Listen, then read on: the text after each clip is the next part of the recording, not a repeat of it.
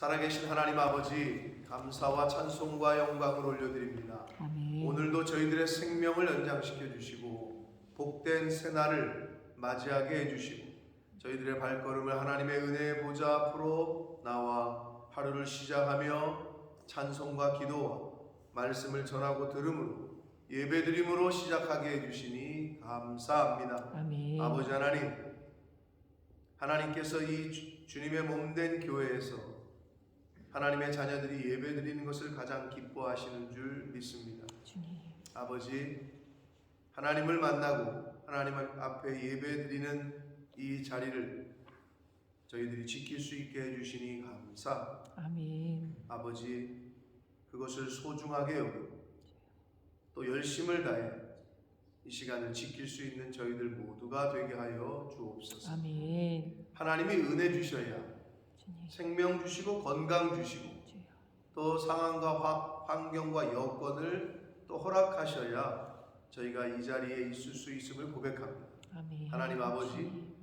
하나님의 은혜 주심에 늘 감사하게 하시고 아멘. 하나님이 은혜 주시고 여건을 허락하심에 그 은혜 주심과 환경을 인도하심에 순종하여 하나님 앞에 예배드리는 것을 가장 우선하는 저희들 한 사람 한 사람이 되게 하여 주옵소서. 아멘. 이 시간 말씀을 전하고 듣습니다.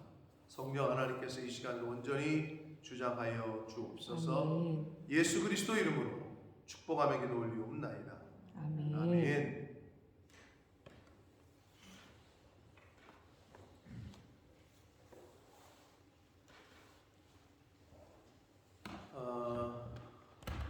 한국 교회에 여러 가지 부정적인 얘기들과 소식들이 있습니다만 그럼에도 불구하고 하나님께서 우리가 열왕기에서 엘리야를 통해서 하나님께서 엘리야에게 말씀하신 것과 같이 남은 자 7,000명이 있다.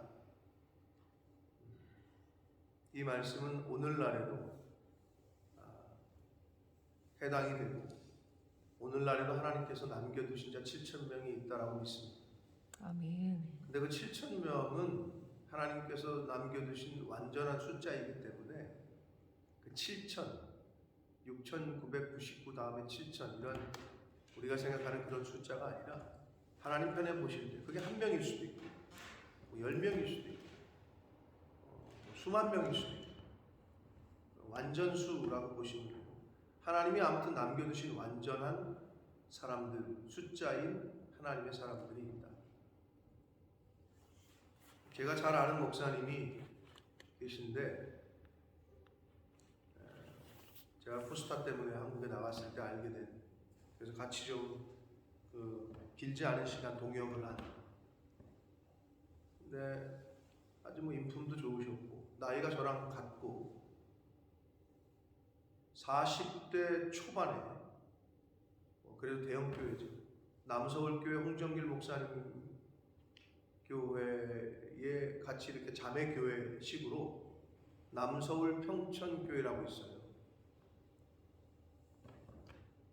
교인은 한 1,000명 정도 되고 건물도 있고 그 정도면은 일반적인 그래도 중대형 교회라고 할 수 있습니다. 40대 초반에 담임이 돼서 열심히 사역을 하셨어요. 근데 이분이 돌연 사임을 하시고 고향인 부산으로 내려가셨어요. 그래서 저는 여기 이제 다시 제가 영국에 돌아왔을 때 듣게 된 소식인데, 아니 왜 사임을 하셨을까? 건강이 안 좋나?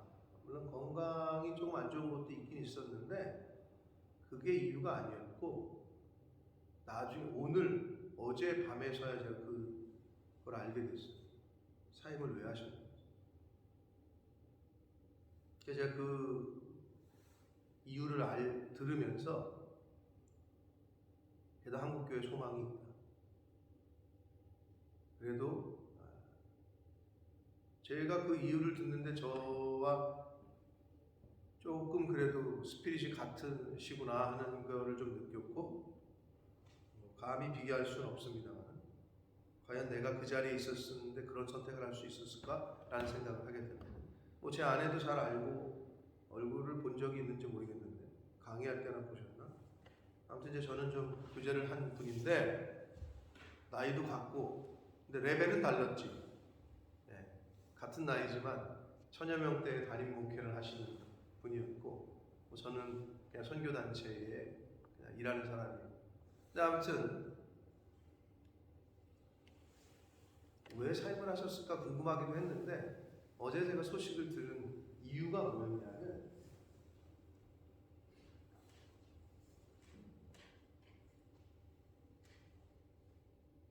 목회를 하시는데 내가 언제까지 이런 목회를 해야 되나 하는 생각이 들으셨대요. 그게 뭐냐면 하여튼 사임한 이유는 불신자들을 전도하기 위해 사임을 했대요. 그래서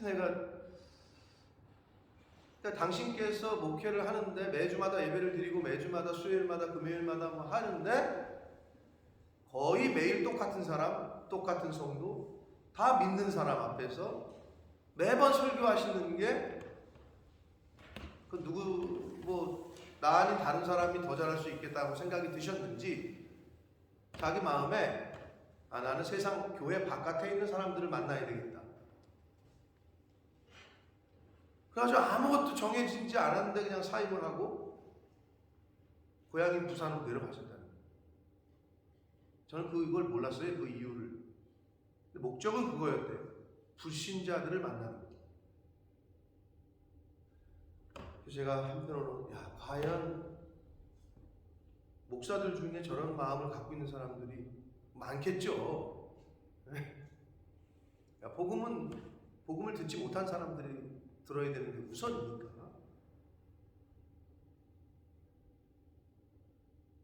물론 하나님이 또 소명을 주시고 사명을 주셔야 그게 가능해요.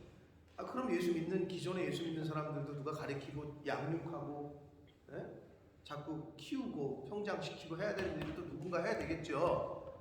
그러나 그 목사님에게 하나님이 사명을 주셨겠지. 그래서 그렇게 목회하다가 그만 두셔가지고 내려가서 한 게 뭐냐? 하나님이 만나게 하시는 불신자들, 친구도 고등학교 친구들 있었던 자기 동네니까 이제 완전히 불신자들 그러나 성경을 나랑 공부해보지 않을래?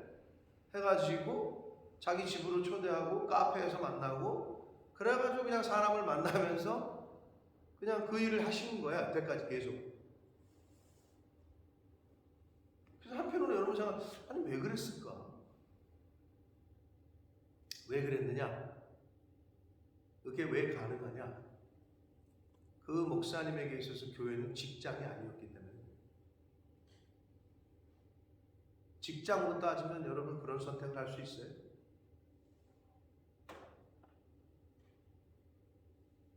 내가 그 목사님을 워낙 알고 있었지만 어제 그 이유를 듣게 되면서 멋있다 진짜.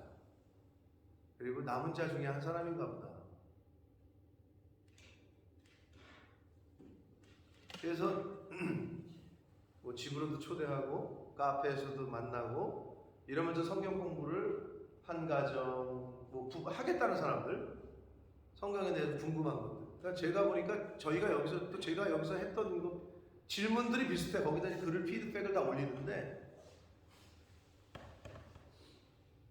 근데 그게 불신자들을 만나서 대화를 안 나눠보면은 그들이 뭘 궁금해하는 건 비슷해요. 제가 17년을 해보니까. 물론 이제 거의 비슷한 나이대들 20대 초반, 중반, 후반 30대도 있긴 했었습니다만 그런데 그들을 만나보지 않으면 그 불신자들이 갖고 있는 생각을 이해를 못합니다. 누가? 목사들. 권사님, 집사님들의 생각은 너무나도 잘 알아. 근데 불신자들이 어떤 생각을 갖고 있고 그들을 어떻게 인도해야 되고 어떻게 말을 해야 되고 근데 그 과정들을 쭉 이렇게 제가 지켜보고 들어보니까 나는 그 사임의 이유를 정확히 몰랐었는데 목사인 제가 생각하고 쉽지 않은 결단이었을 건데,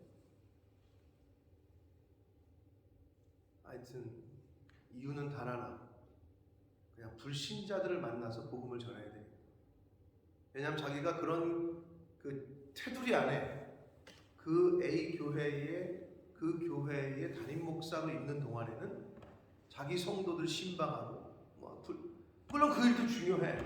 근데 이제 그 목사님에게는 그런 마음이 드셨던 건데, 그런 마음이 그 다른 목사님들에게는 안 들까? 뭐 들을 수도 있겠지. 근데 그런 선택을 하기도 쉽지 않다. 애를 또 입양까지 해가지고 애가 5인가 그래. 하나를 입양했나 둘을 입양했나 아무튼 입양해가지고 5인가 그래. 아직 곧 중학교 막내가 중학생인가 초등학생인가 아무튼 그런데 그 식구를 다 데리고 그냥 내려간 거예요. 근데 그 모임들이 활성화되고 하나님이 장소가 없으니까 뭐 결국은 개척의 수순을 밟는 건데, 그 과정들을 쭉 보니까 하나님이 이끄시고 역사하시고 계시더라고요. 불기둥과 구름기둥. 여러분, 광야 출애굽의 그 과정에서 출애굽에서 광야 40년은 정말 하나님의 은혜를 그 이스라엘 백성들이 맛본 때였었어요. 얼마나 감사해요, 그죠? 야 여기다가 천막처럼 또 움직이면 저기다 천막처럼, 그냥 하나님이 가라는 대로 가는 거지, 따라가는 거지. 그 삶을 살고 계신 거야. 이제 어젯밤에 그런 생각이 들었어요. 여러분에게 나누는 거. 하나님이 감동하실 때 과연 우리가 얼마만큼 순종을 하느냐.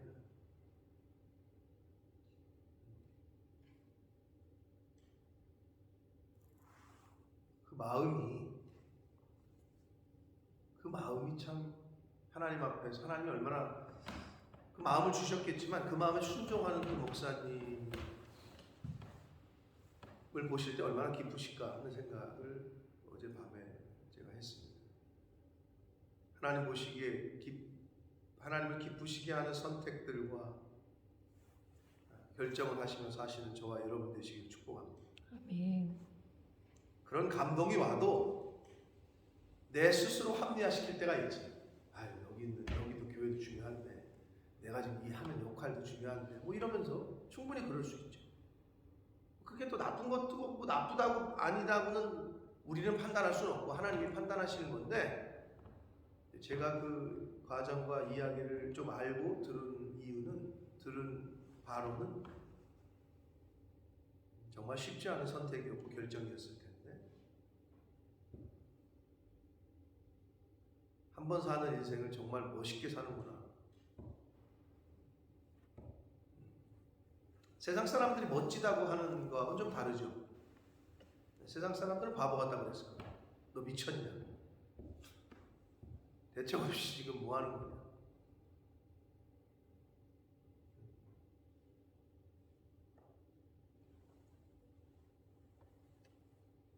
남은 자가 분명하다라는 생각을 제가 하게 됐습니다. 자, 여러분, 저와 여러분의 인생 가운데 남아있는 인생, 하나님이 얼마나 시간을 주실지 모르지만 그 가운데 정말 하나님 마음을 기쁘시게 해드리는 선택과 또는 순종, 부르심이 있을 때 그렇게 순종하는, 세상의 생각과 기준과 논리로 재지 말고 자, 보이는 거는 믿음이 아니에요. 재는 거는 믿음이 아니에요. 이미 믿음은 그냥 높은 곳에서 아빠가 팔을 벌리고 있으면 뛰어내리는 게 믿음이에요. 근데 저 아빠가 나를 받을까 안 받을까, 어린아이가 이 높은 곳에 이렇게 올려놨는데 그건 이미 믿음이 아니에요. 그냥 뛰어내리는 거예요. 어린아이가 아빠를 보고 뛰어내리듯이. 그게 믿음이에요. 이미 머릿속에 계산을 하거나 이러면 죄송하지만 그건 이미 믿음에서 벗어난 결정이에요.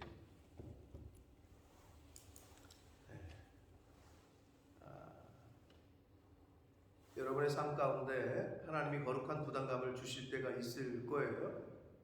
나는 할 수 없는 것 같은데 왜 나를 이런 데로 이끌고 가시지? 이렇게 결정을 하게 하시지? 라고 할 때 믿음으로 반응할 수 있는 이 시대의 남은 자들이 되시기를 예수 그리스도의 이름으로 축복합니다. 아멘. 자, 오늘 단락은 비교적 짧습니다. 그래서 제가 오늘 본문하고 별로 상관없는 이야기를 서론에 좀 했는데, 자, 엘리사가 엘리야의 뒤를 이어서 선지자가 됐습니다.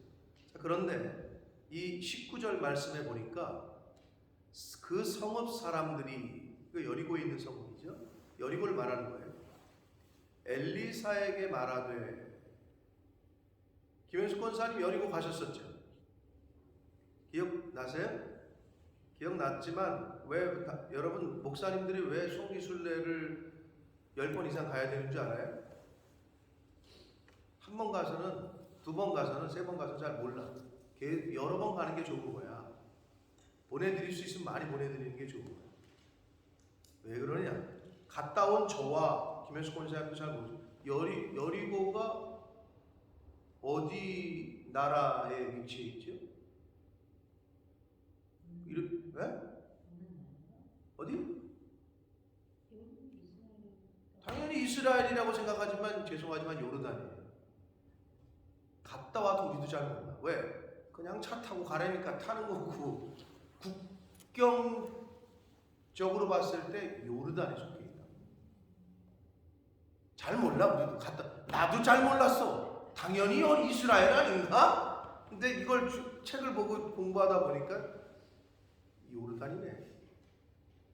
자, 아무튼 여리고야, 여기 말하는 성읍은. 근데 그 여리고에서 엘리사에게 여리고에 있는 사람들이 말하기를 어떻게 얘기하느냐? 우리 주인께서 보시는 바와 같이. 엘리사에게 주인이래, 이 성읍 사람들이. 하나님의 선지자로 종으로 인정하고 있는 거예요, 엘리사를. 그러면서 이 성읍의 위치는 좋으나, 위치 좋더라고. 저는 하여튼 며칠 전에도 말씀드렸습니다만은 성지순례 갔을 때 여리고에 있는 호텔이 제일 좋았던 기억이 있어. 하여튼 호텔이 제일 좋고 음식이 맛있었던 기억이 있어. 모르겠어, 김현수 권사님 가셔서 똑같은 호텔에 뭔지 모르지만 대부분의 그 성지순례 객들이 거기에서 많이 묵더라고. 특히 한국 사람들, 뭐 여행사하고 이렇게 저기 돼 있는지. 아무튼 좋았던 것 같아. 음식도 호텔도. 왜 그런 것만 기억이 나요? 근데 광야도 기억이 나요. 뭐 이쪽 방향이 그 방향이고, 여기가 거기고, 여리고 성터가 여기고, 뭐 이런 것들이 기억이 나는데, 한 번 가서는 어떻게 알겠어? 아, 양수영기도 갔다 왔고. 너 여리고 갔었지? 너 여리고가 요르단인 거 알았어? 너도 몰랐지? 거봐. 그러니까 이게 한 번 가면은 몰라요. 거의 공부를 계속 해야 돼. 책 한 번 본다고 다 알면은 뭐 누가 천재가 안 되겠어. 그러니까 계속 공부를 하고 계속 가봐야 되는 거지. 자, 이 성읍에 있는 사람들이 엘리사에게 주인이라는 표현을 하면서 이제 존중과 존경을 하고 있다. 위치는 좋은데 물이 나빠서 토산이 익지 못하고 떨어지나이다, 이렇게 번역을 했는데, 이 토산이 익지 못하고 떨어진다라는 이 표현을 번역한 이 단어는 꼭 과일 이런 것만 그러는 게 아니라, 과일이 익지 못하고 떨어진다는 게 아니라 사람, 가축, 식물에 다 쓰는 얘기야. 민성아, 임신한 여자가 애가 죽는 거를 뭐라 그러지? 두 글자로 한국 한문이라고 그래야 되나? 유산이라 그래요. 그거를 풀어 써서 한국말로는 뭐라 그러는 줄 알아? 한국 사람 다 되는 거야. 애가 떨어졌다 그래. 그래서 제가 며칠 전에 설교했죠. 우리는 포도나무에 붙어 있을 때 열매를 맺어. 가지는 하나님에게 붙어 있을 때 열매 맺는 신앙을 살 수가 있어. 말씀에 붙어 있을 때, 그럴 때 열매를 맺어. 떨어지면 죽는 거야. 그래서 애 떨어졌다. 참, 어떻게 그렇게 표현을 했는지 모르겠네. 애 떨어졌다. 어디서 떨어졌어? 책상에서 떨어졌어? 의자에서 떨어졌어? 근데 그걸 죽었다라는 표현을 썼다고. 그러니까 한국말이 은근히 어떻게 보면 굉장히 성경적인 거죠. 떨어지면 죽는 거예요. 자, 그래서 여기서 토산이 익지 못하고 떨어진다는 것은 이 새 생명이 출산이 안 돼. 임신만 하면 애 떨어지고, 과일도 익기 전에 떨어지고, 가축도 새끼를 뱉는데 죽고, 이런 일이 벌어진다는 거지. 이 여리고 땅에서. 근데 여러분, 제가 이제 여러 좀 책들을 이렇게 보니까 실제로 거기에 방사능이 있대요. 그 여리고 땅에 지질학적으로. 그래가지고 아마 그게 과학적으로도 증명이 뭐 됐다 뭐 이런 책이 기록들이 있더라고. 아무튼 그 당시에 그런 일이 벌어지니까 하나님의 종인 엘리사에게 얘기를 한 거야, 여리고 사람들이. 그러자 엘리사가 말하되 새 그릇에 소금을 담아 내게로 가져오라 하매 곧 가져왔다. 엘리사가 물 근으로 나아가 소금을 그 가운데 던진다. 아니, 물 좀 어떻게 이걸 좀 해결해 달라 했더니 뭐 기도를 하거나 번제를 드리거나 제사를 하는 게 아니라 소금을 가져오래. 그러니까 백성들 입장에서는 이게 무슨 소금을, 여러분 소금물을 먹을 수 있어요? 물에서 소금기를 빼야 먹는 거잖아. 근데 소금을 친다는 거 아니야 지금?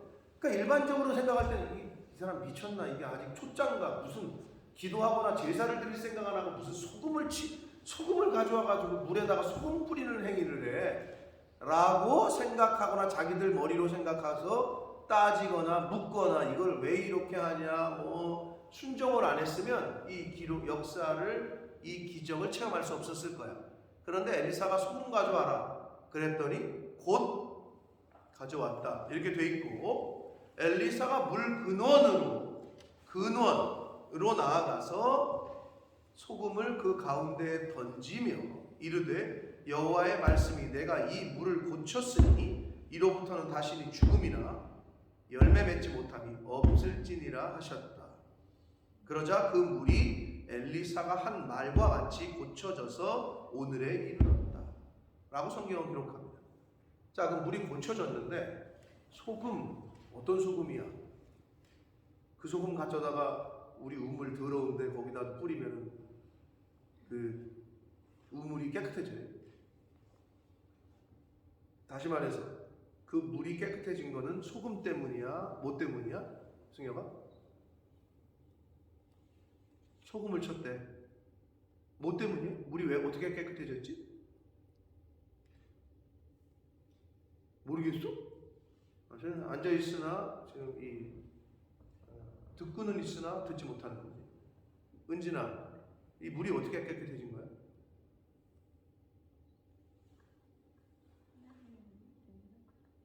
여보 뭐래요? 하나님의 능력으로. 맞지? 나 여호와 내가 이 물을 고쳤으니 하나님이 고쳐주신 거지. 하나님이 고쳐주신 거야? 소금 때문이야? 하나님이 고치신 거지. 근데 가끔 사람들은 소금을 찾으러 다녀. 여러분 그런 신앙생활을 하시면 안 된다고. 응? 오늘날도 마찬가지야. 하나님이 행하신 건데 자꾸 누구를 쫓아다녀. 하나님이 하신 거라고. 아멘. 하나님이. 소금은 도구지 그냥. 응? 소금이 고친 게 아니라 하나님이 고쳤다. 엘리사가 한 말같이 하나님의 말씀, 여호와의 말씀이 내가 이 물을 고쳤으니 이로부터 다시는 죽음이나 열매 맺지 못함이 없다고 그렇게 말씀하셨다. 그것처럼 하나님이 고치신 거지. 하나님의 말씀이.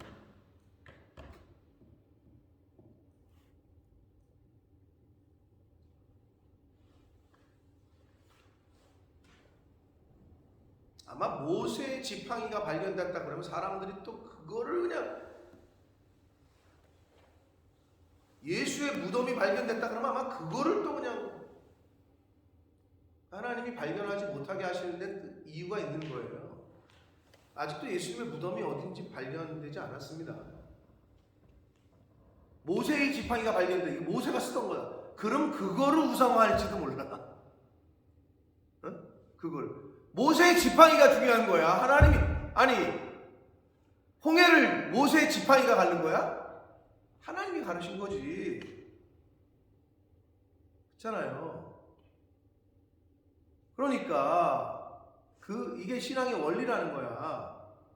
하나님 앞에 감사하는 거지 사실은. 우리는 도구지. 도구라 도구. 지팡이가 감사한 게 아니잖아.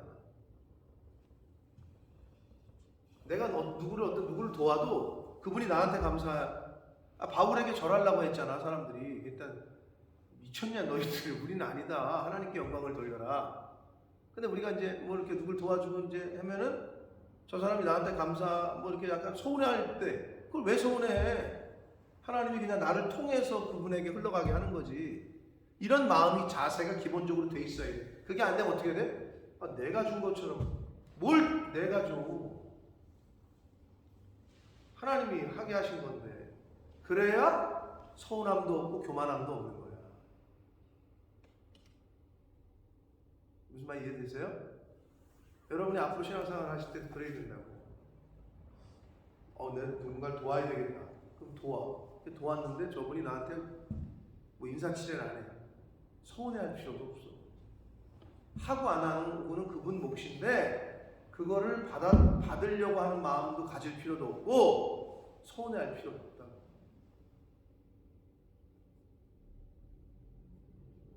그게 기본적으로 돼 있어요. 우리는. 그게 내 거야? 내 걸 준 거야? 내 거라고 생각하니까 서운한 거야. 내 거라고 생각하니까 못 쓰는 거야.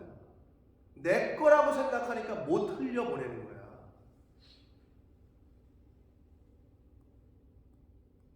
내게 어딨어? 그게 기본적으로 우리에게 있어요. 자, 물을 고친 거는 하나님의 말씀, 하나님이 고치신 거야. 자, 여기까지는. 근데 오늘 본문을 저와 여러분이 교독을 했는데 집에서 혹시 뭐 보셨거나 하신 분들은 궁금증이 있을 만한 본문이 이 이후야. 자, 여기까지 사건은 뭐 그렇게 돼. 자, 그런데 23절, 24절, 25절이 자, 23절 엘리사가 거기서 베델로 올라가더니 자, 베델로 이동을 합니다. 그가 길에서 올라갈 때에 작은 아이들이 성읍에서 나와 그를 조롱하여 이르되 대머리에 올라가라 대머리에 올라가라 하는지라.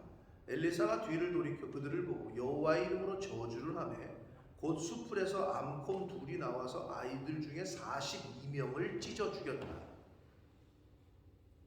이걸 읽으시면서 아니면 오늘 지금 읽으셨을 때 어때요? 느낌이 어떠냐? 이 본문, 이 말씀 어때요? 가우뚱이요. 갸우뚱해. 왜 갸우뚱하죠? 여러분 애들이 놀릴 수 있잖아요. 길거리에 노는 애들이 저 아저씨 옷 입은 거 봐. 또는 왜 저렇게 생겼어?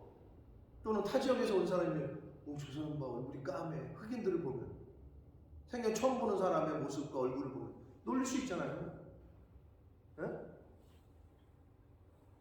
목사님, 민선이가 나한테 목사님 머리가 점점 이마가 더 넓어지시는 것 같아요.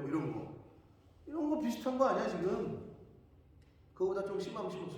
그런데 아니 무슨 주의 종이 애들을 저주를 해가지고 곰을 나오게 해가지고 42명을 찢어 죽였다고 성경이 기록하고 있는데 갸우뚱하면서 이상해요?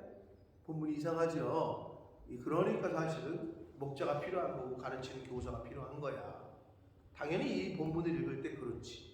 그러나 이 본문의 배경을 좀 이제 파고 들어가 보면 그렇구나 이제 그렇게 되실 텐데, 자 일단 한글 개역 개정이 번역을 한 작은 아이라 그러니까 여러분이 생각할 때 뭐 초등학교 이하 쪽으로 생각하는데 일단 그게 아니야. 여기 본문에 쓰인 원어의 의미는 한 승혁이나 여기 은진이요 젊은 사람을 표현해. 그 차라리 한글 개역 개정이 원문 그러니까 왜냐하면 영어를 기본적으로 번역을 하다 보니 근데 영어도 다 사실은 원어에서 번역을 하는 건데 젊은 사람을 지칭하는 말이야. 일단 작은 아이가 아니라. 그러니까 거기서부터 조금 그래. 작은 아이. 애들이 그럴 수도 있지. 뭐 이런 생각을 갖잖아.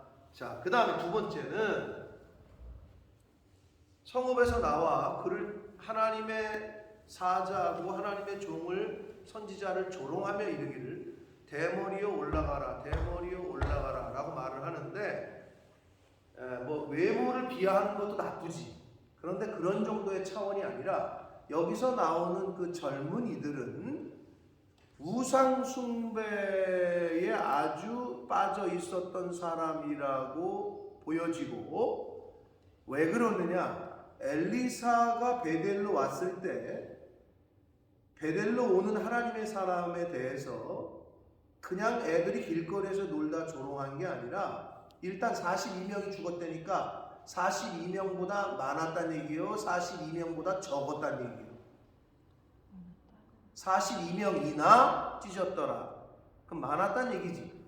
그럼 굉장히 많은 수였고, 조직적으로 하나님의 종 엘리사가 베델로 오는 거를 거부하고 막고 있는 거야. 우상 숭배하는 사람들이. 그런데 이게 어떤 조롱이냐? 여기도 중요한 포인트는 뭐냐? 대머리는 외모 비하잖아요. 외모 비하잖아. 올라가라는 말이 뭘까요? 어디로 올라가라는 걸까요? 대머리여 되돌아가라. 네가 니네 고향으로 가라. 우리 마을에 들어오지 말고. 이게 아니고 올라가래. 어디로 올라가라는 거야? 산으로? 그게 좀 헷갈리죠? 민성아, 뭐 애니 아이디어 있어? 어디로 올라가라는 거야? 기억나는 뭐 아무 뭐 지금 어디로 올라가라는 걸까? 없어? 산으로? 어디로? 하늘로? 왜 그렇게 생각해? 어우야, 너 민감성이 있는 거야. 그 말이야. 야, 엘리야가 하늘로 승천했다며? 너도 올라가 봐 라고 조롱하는 거야. 너는 왜 못 올라가니? 대머리야 올라가라, 너도 하늘로 승천해라 이러면서 조롱하고 있는 거야. 자, 그래서 적지 않은 인원이 철저하게 주의 하나님의 종에 가는 길을 막고 있는 거예요. 그 차원으로 이해를 해야, 자, 그렇지 않으면 하나님의 종인 엘리사가 애들 놀고 있는데 애들이 자기 종 외모 비하했다고 저것들 저주해가지고 싹, 그런 엘리사가 그럴 사람도 아니고, 하나님의 종이 하나님께서 또 그거를 그렇게 해가지고 고음을 예비하셨다가 죽게 하는 하나님도 아니고. 이해되셨어요? 그런 차원인 거예요. 우상 숭배를 하고 있던 그런 그 일단의 무리가, 적지 않은 무리가 조직적으로 주의 길을 방해하고 있는 거예요. 그래서 엘리사가 하나님의 이름으로 저주를 해요. 자기를 그냥 외모 비하하고 자기를 좀 욕한 게 아니라 하나님의 이름으로 저주를 했다는 얘기는 본문에는 나와 있지 않으나 자기뿐만 아니라 여호와 하나님도 저주를 하고 멸시하고 모욕을 했을 것이라고 추측을 하는 거예요. 자기 개인적으로 개인의 어떤 길을 막거나 개인의 어떤 저거를 했는데, 이 주의 종인 엘리사가 여호와의 이름으로 저주를 한다. 그렇지 않아요. 율법에는 하나님의 이름을 모독하거나 모욕할 때 여호와의 이름으로 저주하라고 신명기 27장 14절로 26절 이하에 율법으로 정해놓은 거야. 그러니까 엘리사는 그 율법에 따라서 하나님의 이름을 모욕하고 하나님의 이름을 망령되게 일컫는 그 일단의 무리들을 향하여 하나님의 이름으로 저주를 했고, 하나님께서는 그걸 응답하셔서 수풀에서 곰이 나오게 해서 죽인 건데, 여기서 또 한 마리면은, 곰이 한 마리면은 우연히 뭐 어떻게 그 수풀에 있다가 뭐 어떻게 됐겠지. 그게 아니라 한 마리가 아니라 두 마리를 예비하셨다. 어디까지 우리가 생각해 볼 수 있는가? 여러분, 그 이스라엘 사회에서는 증인은 한 사람의 증인으로는 인정을 안 해요. 두세 사람입니다. 꼭 두 사람 이상이에요. 한 마리의 곰이었다면 우연의 일치겠지. 두 마리. 이게 또 주는 계시성이 있는 거예요.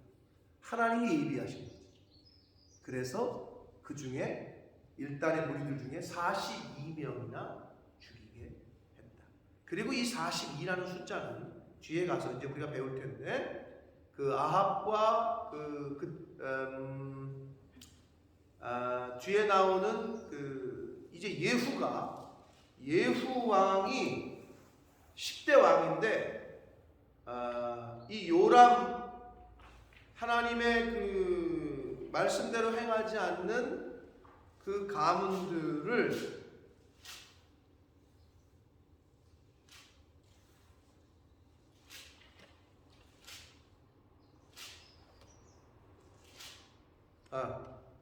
열왕기하 10장 14절에 보시면 나중에 성경이 없으신 분은 집에 가서 찾아보시고 이르되 사로잡으라 하매 곧 예후가 그 목자가 양털 깎는 집 웅덩이 곁에서 죽이니 42명이 하나도 남지 아니하였더라.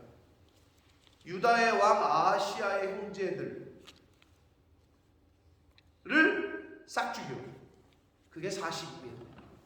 그래서 그것과도 연관을 합니다. 많은 주석 학자들이 그런 어떤 예표로 이 하나님의 길을 막고 있는 일단의 무리들, 베델에서 이 우상 숭배에 빠져 있던 일단의 무리가 하나님의 선지자의 길을 막으면서 하나님의 이름을 욕되게 하고 주의 길을 막고 있는 그 무리들을 향해서 여호와의 이름으로 저주를 했고, 그래서 42명이 곰에 의해서 죽은 그 사건이 예후가 아시아의 형제들을 42명을 죽인 것과 이제 연관을 시키기도 합니다.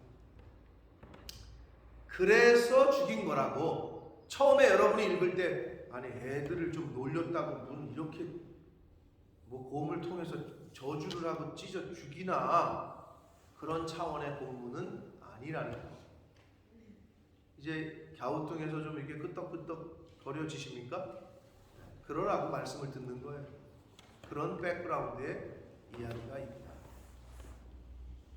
자, 마지막으로 25절 엘리사가 거기서부터 이제 베델에서 갈멜산으로 가고, 갈멜산은 어떤 곳이에요? 갈멜 사람은 누구야? 신의 산 하면 모세고, 갈멜 사람은 엘리야의 주 그 사역지였고, 엘리사가 주로 활동을 했던 지역이었단 말이야. 갈멜산 인근이. 거기로 가서 거기를 거쳐서 엘리야와 엘리사의 차이 중에 엘리야는 은둔형이었어. 산속 이런데. 그러면서 하나님의 일을 감당했고, 엘리사는 이제 시작이 되는데 활동이 사마리아로 갔다 그러잖아요. 사마리아로 돌아갔다. 좀 백성들 사이로 들어가. 약간 엘리야는 동떨어져 있었어. 근데 엘리사는 백성들의 삶 가운데로 들어간다. 마을로 들어간다. 사마리아, 당시 북이스라엘의 수도로 들어간다. 한마디로 엘리야가 산에 있었다면 엘리사는 내려와가지고 밑으로 들어가는 거죠. 이게 좀 차이가 있어요. 그래서 갈멜산을 거쳐서 거기서 사마리아로 돌아왔다라고 말씀을 하고 있습니다. 자, 오늘 이게 좀 짧은 본문이었습니다. 전체적으로 중요한 거, 물은 어떻게 고쳐졌다? 소금, 하나님의 능력. 그 말은 뭘 의미합니까? 죄인이 의인되는, 죽을 못 먹는 물이 이제는 떨어짐이 없다. 과일 열매 맺건 사람이건 죽지 않고 열매를 이제 새 생명이 잉태할 수 있게 됐다. 그건 죽음에서 생명이거든요. 그렇게 할 수 있는 건 하나님의 말씀이요, 하나님의 능력이다. 죄인이, 죽을 수밖에 없는 죄인이 새 생명을 얻는 의인이 될 수 있는 것은 누구 때문이다? 예수 그리스도. 복음, 하나님의 말씀, 하나님의 능력뿐이 없다. 이거를 지금 비유적으로 말씀을 주시고 있다. 하나님의 말씀만이 죄인을 의인으로 변화시킬 수 있습니다. 그것도 그렇고, 진짜 안 고쳐지는 저 남편 어떻게 해요? 사람은 사람이 고칠 수 없습니다. 하나님의 말씀이 들어가야 변화됩니다. 아멘. 좀 어떻게 저것 좀 고쳤으면 좋겠는데, 술 좀 그만 먹었으면 좋겠는데, 담배 좀 그만 폈으면 좋겠는데 하는 것들 있죠. 또 남편 입장에서는 우리 마누라 좀 바가지 좀 그만 걸었으면 좋겠는데, 저 성질 저거 어떻게 하면 고치나? 못 고친다니까 사람이. 그런데 은혜를 받으면 바뀌어요. 하나님의 성령이 들어가면 바뀐다. 사람을 변화시킬 수 있는 건 하나님의 말씀뿐이 없다 라는 걸 다시 한번 깨닫게 됩니다. 자, 그리고 또 중요한 건, 하나님의 종을 무시하고 경멸하는 것은 보내신 하나님을 무시하고 경멸하는 것과 같다. 이거를 늘 잊지 마셔야 됩니다. 엘리야를 경멸했던 아하시야 왕도 2년 만에 죽었고, 모세를 대적했던 고라 자손들과 다단, 아비람 어떻게 했어요? 하나님께서 고라 자손들 어떻게 했죠? 산채로 땅 속으로 하나님이 그러니까 한마디로 땅이 갈라져서 산채로 삼키게 했다.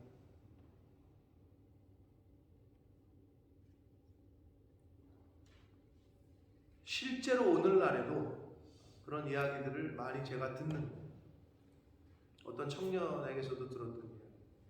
그렇게 목사님을 괴롭혔던 어떤 자기가 경험한 걸 나한테 얘기하더라고요. 우리 교회에 어떤 분이 그렇게 목사님을 대적하고 못살게 굴더니 갑자기 그냥 한마디로 급사를 하셨다. 그러면서 그 청년이 저한테 했던 얘기가 기억이 나는데, 성경에는 여러 군데 나와요. 그래서 뭐라 그래요? 주의 종을 말 그대로 내가 심판할 테니 너는, 그게 하나님의 법이야. 죄송하지만. 그래서 하나님의 대사라는 표현을 쓰잖아요. 근데 이제 종 그러니까 이제 자기 종인 줄 알고 착각하는 사람들이 있는데, 하나님의 대사라는 거죠. 여러분, 주영 한국 대사는 대통령이 보낸 사람이야. 그러니까 그 사람을 영국 정부에서 리스펙트 하는 거야. 한 국가의 대통령이 보낸 사람이기 때문에 하나님께서 보낸 하나님의 대사라고 여기고 존중하고 예우를 할 때 그게 여러분에게 복이 됩니다. 아멘. 자, 엘리사를 대적했던 일단의 무리들은 하나님께서 그렇게 심판을 하셔서 죽게 하셨다.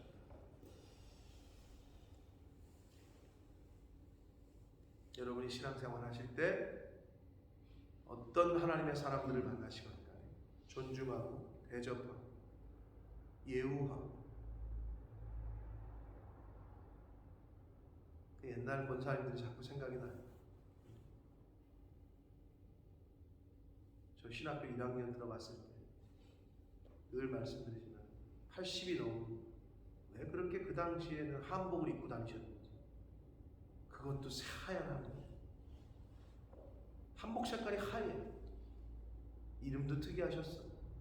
성이 병씨요. 병권사. 우리 집에 이제 오시면은 아버지 이제 뭐 예배드리러, 왜? 우리 집이 바로 교회 바로 앞이잖아. 김현수 권사님 못 가보셨고, 김금숙 집사님은 여주 저희 남목사님들 교회를 이전 지금 건축하기 전에 그 교회 바로 길을 요 20m 도로 바로 앞이란 말이야. 건너면 교회야. 아버지가 이제 거기다가 집을 사신 거야. 그러니까 시골에서 이제 뭐 어디 무슨 촌에서 계시던 분들은 교회 오려고 일찍 오잖아, 또 권사님들은. 그럼 일찍 오면은 너무 일찍 오니까 바로 앞에가 이제 양 장로님 댁이니까 맨날 오시는 거지. 오셔가지고 앉아가지고 담소 나누시고 그럴 때, 신학교 1학년 갓 입학한 제가 학교 갔다가 집에 저녁 때 이제 가면은 수요 예배 오셨다가 앉아 계시는 그 권사님이 벌떡 일어나시려고, 아유, 우리 전도사님 오셨다고 그냥 절절절 매시는 거야. 나를 보고 아직도 그게 잊혀지지가 않아. 내가 뭐라고 그 80 먹은 어르신이 아유 전도사도 아닌데 아직 신학생인데 그것도 1학년 그냥 뭐 승영이 같은 저런 거지 뭐. 그런데 그냥 우리 전도사님 오셨냐고 그냥 아이고 막 이러는 거야. 그게 제 눈에 아직도 선해. 그 병본사님 왜 그러셨을까? 하나님 때문에. 하나님을 대하듯 대하는 거죠.